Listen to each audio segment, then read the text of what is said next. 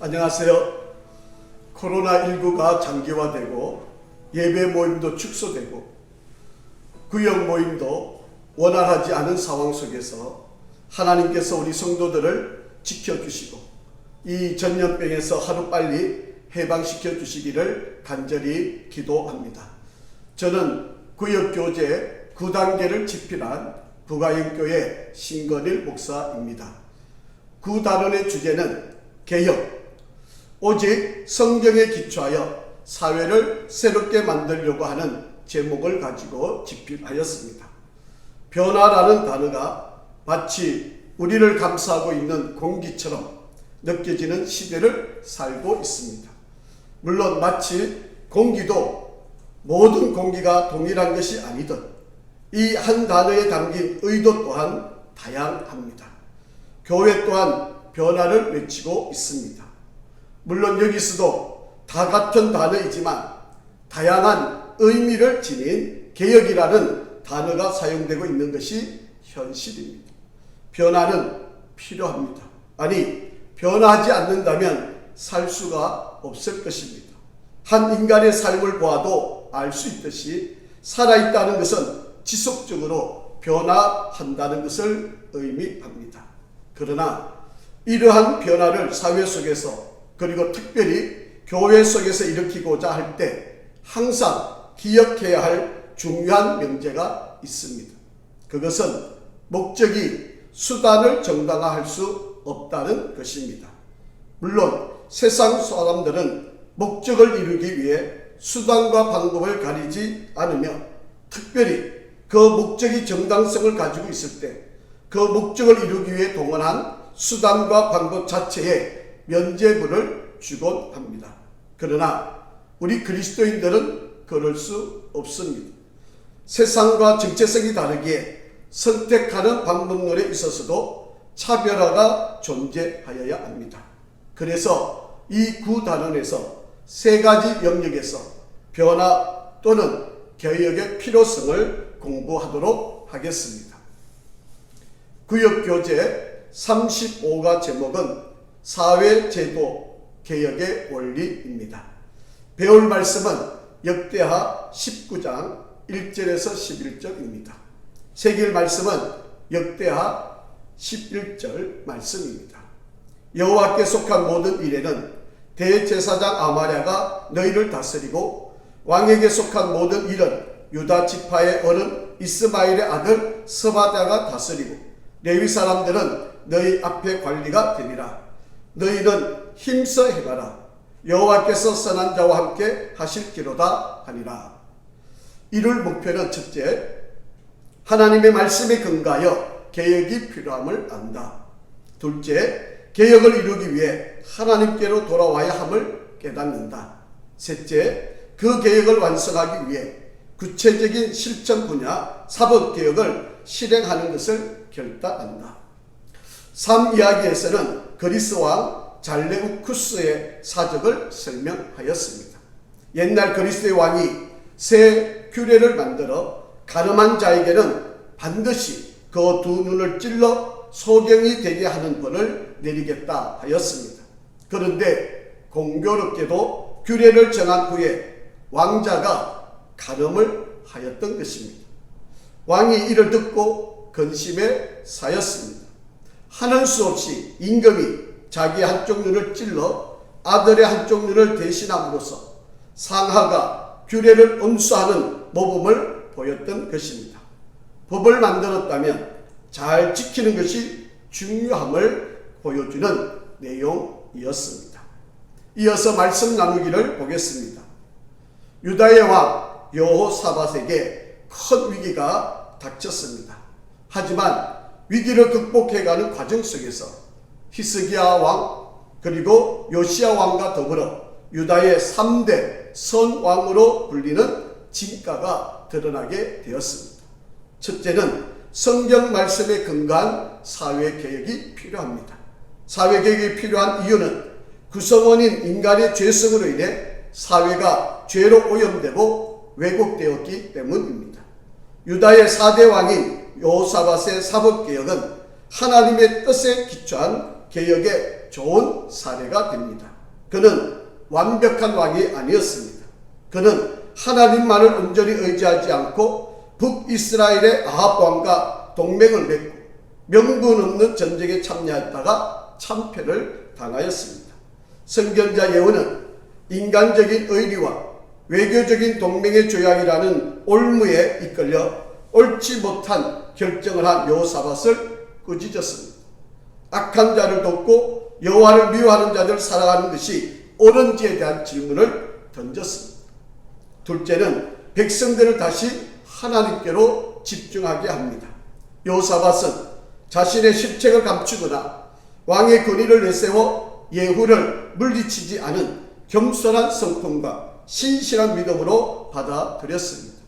예후의 이야기에 각성한 여호사밧은 이른바 2차 종교개혁을 단행합니다.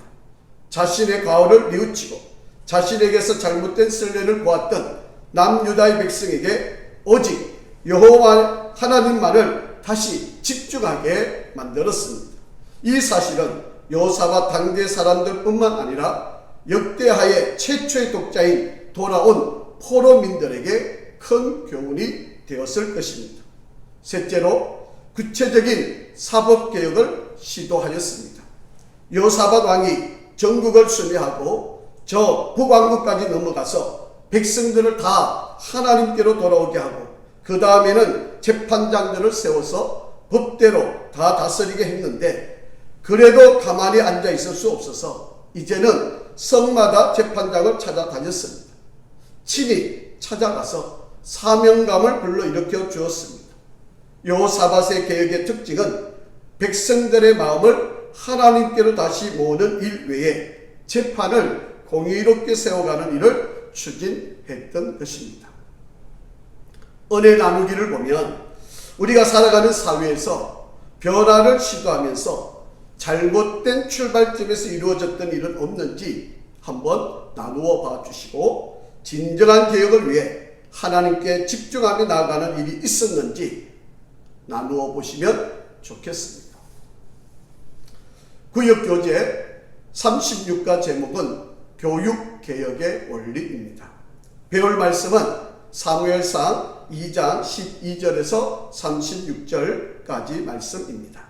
새길 말씀은 사무엘상 2장 35절입니다. 내가 나를 위하여 충성한 제사장을 일으키리니 그 사람은 내 마음 내 뜻대로 행할 것이라.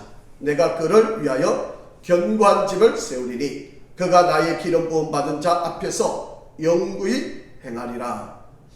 이룰 목표의 첫 번째는 참된 가정교육은 하나님의 말씀을 인격으로 받아들일 때 시작됨을 안다. 둘째는 그 교육이 바로 세워지기 위해 회개하고 변화된 삶을 이루어야 됨을 깨닫는다. 셋째, 온전한 교육의 완성을 위해 말씀을 따를 수 있는 가정 환경을 이룰 수 있도록 결단한다. 3이야기에서는 신문 기사에 나와 있는 내용을 실었습니다. 도박에 빠진 어느 변호사의 논란입니다. 2000년 국회의원 선거에 출마하고 2008년 민주당 의원 후보의 선대위원장으로 활동했던 현직 변호사가 사기죄로 유죄를 선고받았습니다. 도박에 빠져 지인들에게 수억 원의 돈을 받아 챙기고 연대 보증을 쓰게 한 뒤 돈을 갚지 않은 변호사 임모 씨에게 징역 1년 6개월에 집행유예 2년을 선고했다고 밝혔습니다. 재판부는 임 씨는 로펌 대표 변호사로서 큰 수익을 내고 있는 것처럼 행세했지만 돈을 갚을 능력은 없었던 것으로 보인다며 거짓말을 해 돈을 빌리고 갚지 않은 점이 인정된다 밝혔습니다. 이어서 말씀 나누기를 보겠습니다. 본문에서는 가정교육의 잘못으로 말미암아 비참하게 끝나버린 한 가정이 소개되고 있습니다. 전쟁터에 나간 두 아들이 한날 동시에 전사하였습니다. 아들이 전사했다는 소식이 제사장인 아버지 엘리에게 들려왔습니다. 아버지는 그 소식을 듣고 그 충격에 의자에 앉아있다 쓰러져 목이 부러져 죽었습니다. 아이를 뵌 며느리는 남편이 전사했다는 소식을 듣고 아이를 낳고 죽었습니다. 며느리는 죽어가면서 아이의 이름을 하나님의 영광이 떠나다라는 이가봇이라고 하는 이름을 지었습니다. 우리가 바른 가정을 교육하고자 할 때 먼저 인격적으로 하나님의 말씀을 받아들여야 합니다. 왜 이렇게 비참한 가정으로 몰락했을까요? 본문에서 보면 제사 드리는 고기를 삶을 때 갈고리로 하나님께 드리기 전에 고기를 꺼내어 가는 것을 볼 수 있습니다. 12절 말씀 하반절에 보면 여호와를 알지 못하더라 라는 말씀에서 지식적으로 알지 못했다는 말이 아니라 인격적으로 하나님을 만나지 못했다는 것을 의미합니다. 그 결과 17절 하반절에도 보면 여호와의 제사를 멸시함이었더라 라고 그렇게 행동으로 그 결과가 나타나는 것을 볼 수 있습니다. 둘째로 하나님의 말씀을 인정하고 회개하고 변화된 삶을 살아야 합니다. 22절에서 성적인 문제를 일으켜 도덕적인 큰 문제가 일어나게 됩니다. 아버지가 훈계를 합니다. 죄의 문제는 하나님의 은혜를 받아야만 해결이 될 수 있습니다. 부모된 이들은 자식을 사랑하되 인격적으로 하나님의 말씀을 받아들일 수 있도록 회개의 은혜를 경험하도록 인도하여야 합니다. 셋째로 하나님의 말씀을 따를 수 있는 가정 환경을 만들어야 합니다.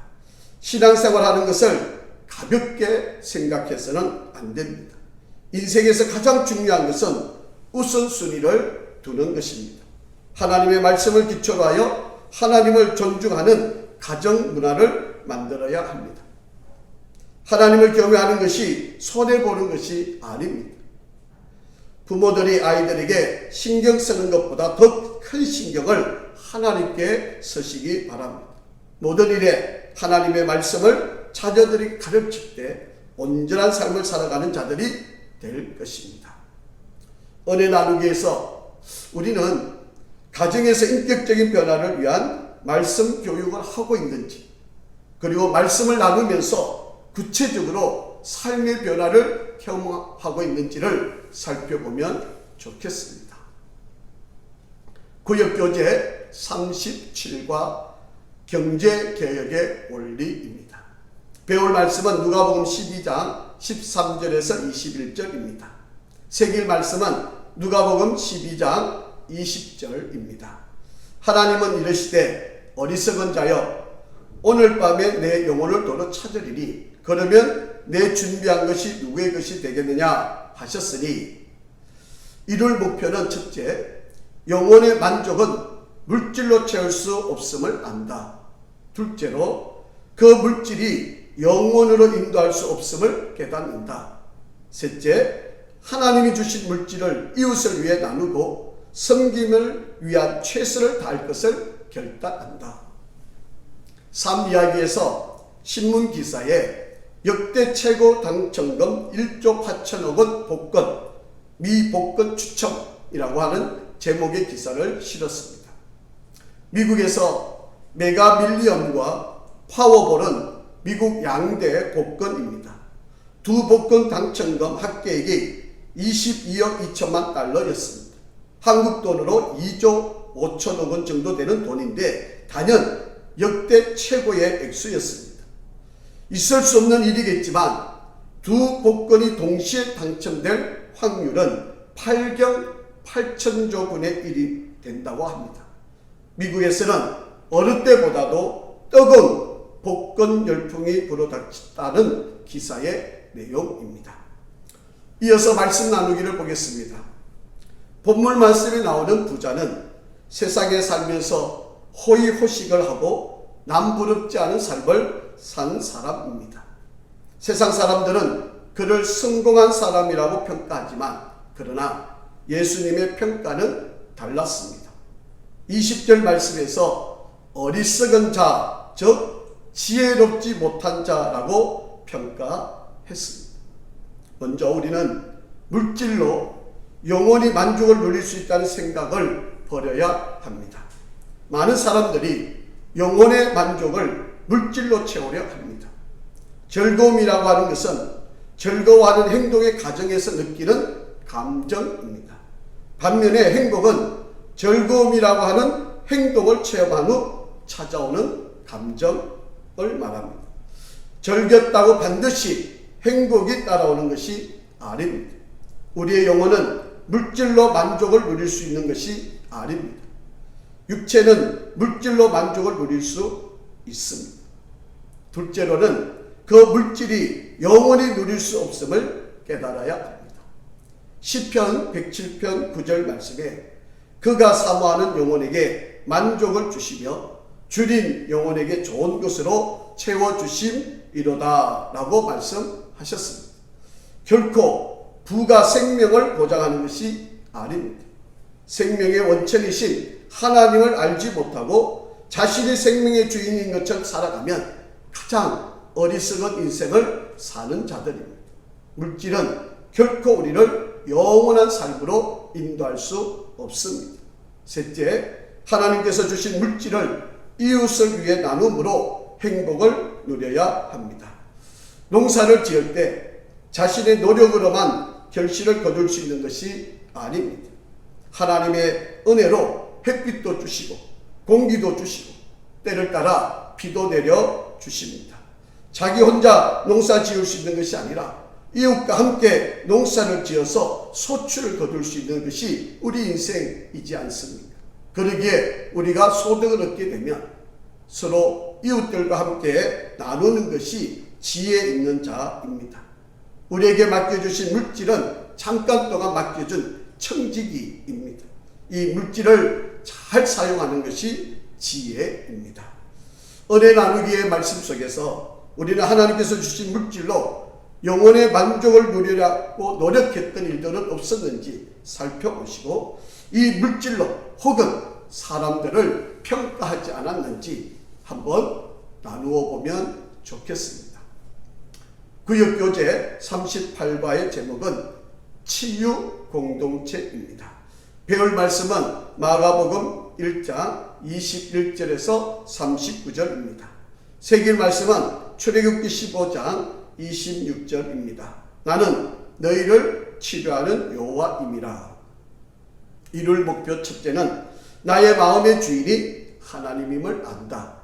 둘째, 하나님의 뜻과 호흡과 능력이 채워지면 진정한 회복이 일어남을 깨닫는다. 셋째, 회복이 일어난 후에는 복음을 전파하는 사명자로 살 것을 결단한다. 삶 이야기에서 공지영 씨가 쓴 소설 우리들의 행복한 시간에 나오는 내용의 일부분을 요약하였습니다. 상처로 가득 채워진 한 남자와 여자가 서로 상처를 보듬어주는 따뜻한 이야기를 담은 소설입니다. 소설 속의 유정은 표면적으로 또는 물질적으로 전혀 부족함이 없어 보이는 그녀의 내면은 사실상 치유가 불가능해 보이는 상처들로 가득 채워져 있었습니다.